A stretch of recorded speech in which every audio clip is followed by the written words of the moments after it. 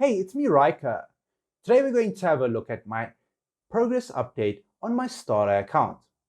So, as you can see, I'm currently in chapter 30-23. Now, I've made substantial progress in the past couple of weeks because I needed to unlock the hero choice chest from the Misty Valley. Now, what this does, this allows you to choose any hero from the 4 factions, being Graveborn, Wilder, Muller, and Graveborn. Now, this allows you to essentially ascend a hero much faster, or this allows you to get a couple of stars on your heroes so you can start engraving.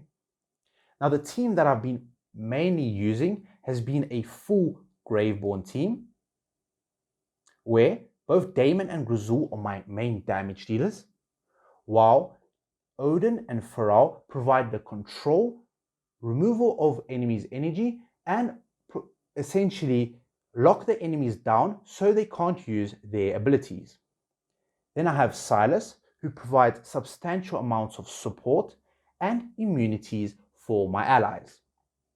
Now, this team has slowly become a staple and essentially the main team that I'm using to push in campaign. And the reason why is because my Ainz has slowly fallen off in the amount of damage that he does. Usually he requires about 2 to 3 ults in order to be able to kill at least one enemy hero. However, as soon as my allies are able to ramp up, they will easily be able to overcome any healing or damage that the enemies may have. Now, this has also been true for my King's Tower progression. As you can see, my other towers are at level 100. However, my Graveborn tower is all the way at level 200. Now, my progression in both Celestial and Hypergene towers is slightly lacking. This is due to that I've recently unlocked the specific feature, and I don't necessarily have a full team in order to be able to defeat these enemies, as I've got essentially one damage dealer, being Lucretia, and the other 2 heroes are essentially to power up Lucretia so she can do her job. Now, in addition to that, I've also changed the way I spend my resources. So normal scrolls are used as usual, and faction scrolls are still being used on Graveborn, as I would significantly like to upgrade my Silas to Ascended tier, as I've got a couple of copies and I can get him a couple of stars as well. In addition, I'll still keep on investing in Graveborn, as there are also very powerful other heroes that I would like to build, such as Hodgkin, Desira, Tresnor, and other heroes as well. However, my other factions I'll slowly build over time as I get more copies of them. So as we can see, I currently have at least one Ascended hero from each faction, where I also have another Mythic Plus hero coming up in the ranks. However, as soon as I get more copies, then I'll be able to ascend them. So this is my Muller Roster, where Scrag is my main damage dealer, and Scrag is essentially groups enemies up so that Scrag can deal his damage. Then from Wilders, as you can see, Tassie is ascended, and I'm picking up slowly a couple of copies of Saurus, and I would like to get him ascended. In addition to that, once I get a bit of resources for signature item, I would like to also take Saurus to 30 SI. This will significantly impact my damage in boss fights, such as Riz, Sorin, Twisted Realm, and various other events in the game. Now, Maulers, as you can see, this is my current roster. And for Celestial Hypogeans, I'm currently working on these heroes. However, as I upgrade further in both the Celestial and Hypergene Tower, I'm still planning to keep on investing in the Awakened Tailene, and I would like to eventually get her to Ascended tier. Now from the Hypergenes. This has been the crucial pivoting point where I've started spending all of my diamonds on stargazing. In addition, this will allow me to essentially build more teams because Lucretia can handle enemies by herself. So Lucretia will be, once I get to multi-stage fights, be my third team, as my first team, as you can see, is my Graveborn team, and my second team will be a dimensional team, which will consist of Irons. And once I'm able to garrison Albedo, this will essentially time all of my dimensionals together because of a buffs to both attack rating and defense. So as you can see, I've got 64 dimensional stones. And once the reset happens, I will start hiring Albedo as well.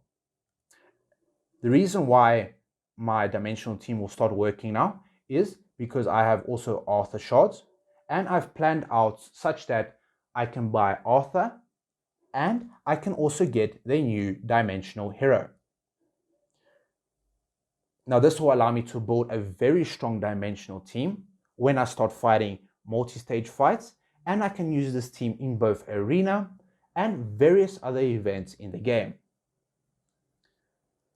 So my main team will be the Graveborn team, followed by my dimensional team, and my third team will be Lucretia.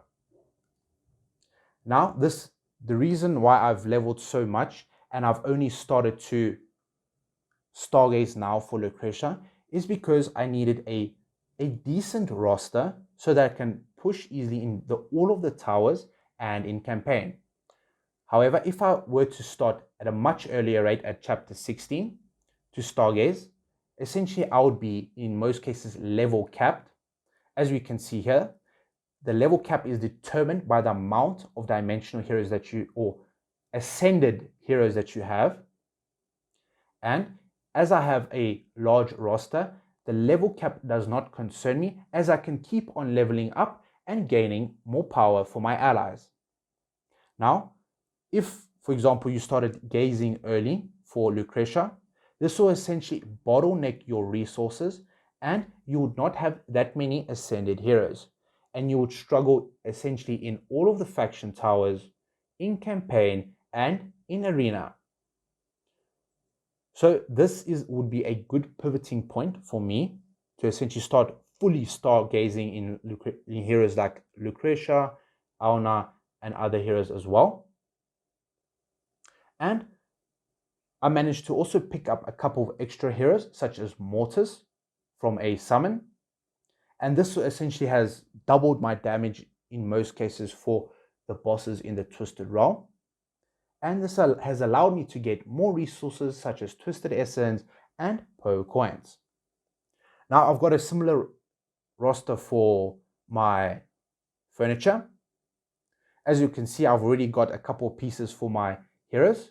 I'm still missing a couple of 3 furniture placements for my Pharrell, Odin, Rowan, and Tassie. However, my Irons is nearly getting there and has nearly got maxed out furniture. I would like to get him to 9, as this provides a much earlier stun, which might be crucial in some stages for myself in campaign. Now, I also have Lucretia, even though I only have her at legendary tier. However, I already have a couple of pieces of her. As you can see, 6 pieces for Lucretia. So as soon as she gets ascended, I can easily max out her furniture and be able to make a massive amount of progress in campaign. Another area that has significantly helped me has been the Voyage of Wonders and the Peaks of Time. So these 2 places have provided a significant amount of resources, of variety resources more specifically, being things like signature item upgrades, variety choice chests, Poe coins, and engraving materials. This has essentially allowed me to power level some heroes such as Grazul. As you can see, he's already nearly at max signature item, and I've also started to engrave him. This allowed me to essentially push even higher in certain areas of the game such as campaign, Twisted Realm, and so forth. And this has also allowed me to essentially engrave other heroes early on as well, as this has boosted my power and has given me a bigger variety pool that I can push in campaign.